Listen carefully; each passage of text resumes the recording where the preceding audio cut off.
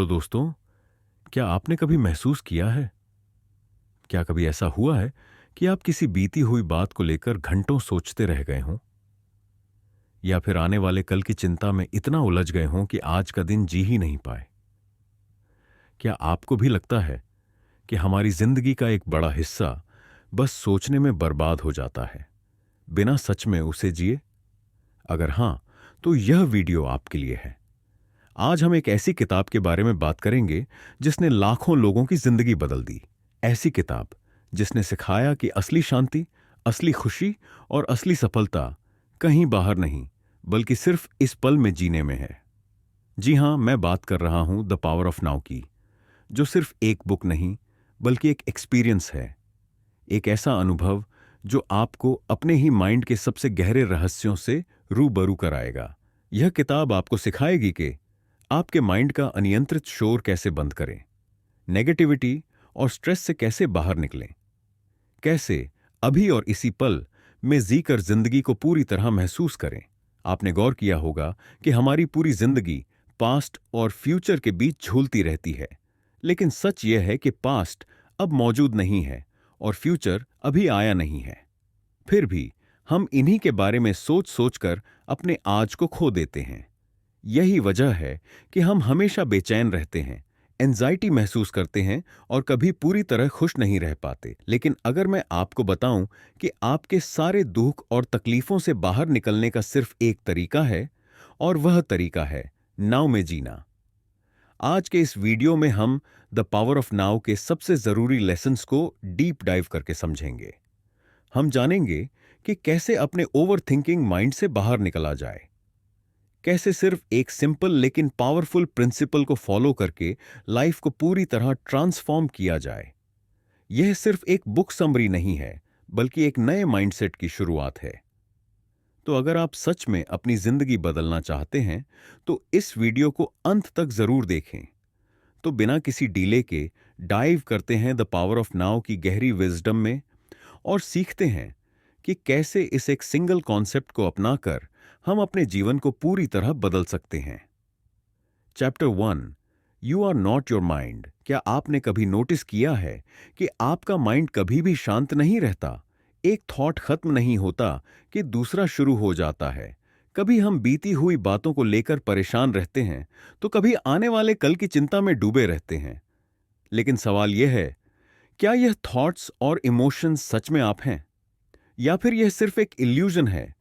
इस चैप्टर में हम समझेंगे कि आप अपने माइंड नहीं हैं, आपके थॉट्स आपकी असली आइडेंटिटी नहीं है। और जब तक आप इस रियलिटी को नहीं समझते, तब तक आपका माइंड ही आपकी जिंदगी को कंट्रोल करता रहेगा। इसीलिए इस वीडियो को अंत तक जरूर देखें, क्योंकि यह सिर्फ एक किताब की समरी नहीं, बल्कि आपकी पूरी लाइफ को ट्रांसफॉर्म करने की चाबी है।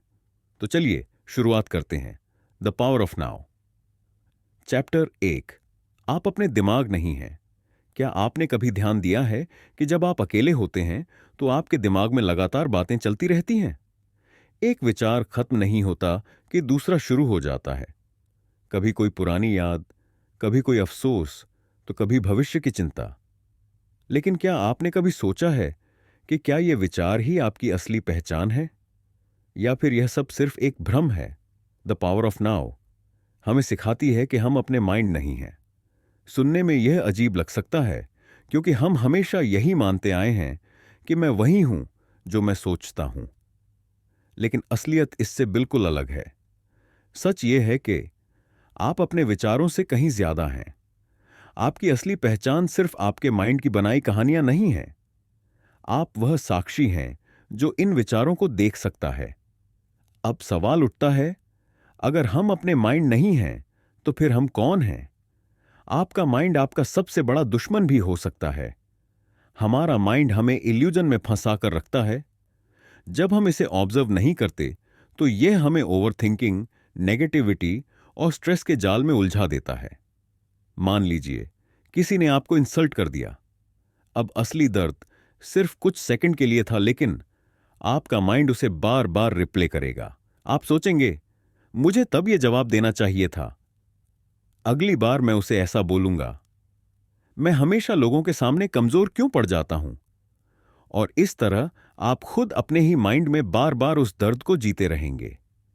इसीलिए द पावर ऑफ नाउ कहती है कि माइंड हमारी सबसे बड़ी समस्या है।